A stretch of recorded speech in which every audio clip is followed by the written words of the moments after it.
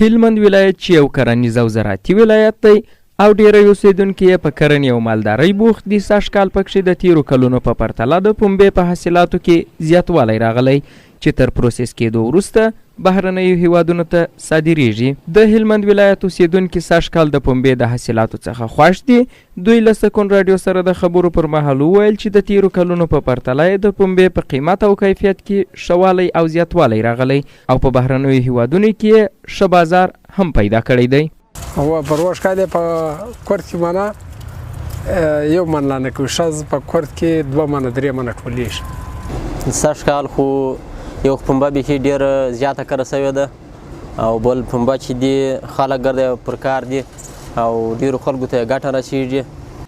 دوی وایي پخوا به پنبه تر ټولېدو وروسته نورو ولایتونو ته د پروسس کېدو لپاره استول کېده، خو اوس له نیکه مرغه همدلته هلمند ولایت کې ډیری د پنبې کارخانې جوړې سوي دي او پنبه هم همدلته په ښه توګه پروسس کیږي چې ډیری خلک هم په فابریکو کې بوخت سوي دي او صادراتو کې هم ښه والی راغلی دی.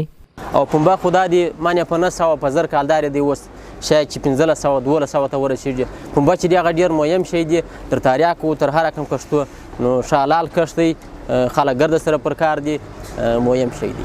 دلې هم خرڅو چې ګټه پر راشي کندهار کې وړو مزارې کې منډیوالان وړي ارزه یې وړي نو چې ګټه یې کوله راځي. بل لور ته بیا د هلمند ولایت د کرنې او مالدارۍ ریاست وایي چې سږ کال په هلمند ولایت کې 16,000 هکتاره ځمکه کې پنبه کرل سوې چې له همدې کبله یې په حاصلاتو کې د پام وړ زیاتوالی راغلی دی.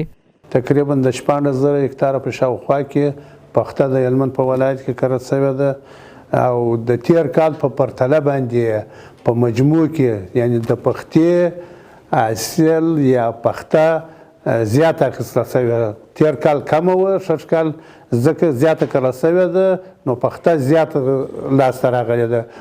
هلمند کې داسې مهال د پنبې په حاصلاتو کې زیاتوالی راغلی دی چې لا هم کروندګرو د کال په اوږدو کې د اوبو د نشتوالي او کیمیاوي سرو د لوړو بیو څخه شکایتونه درلودل.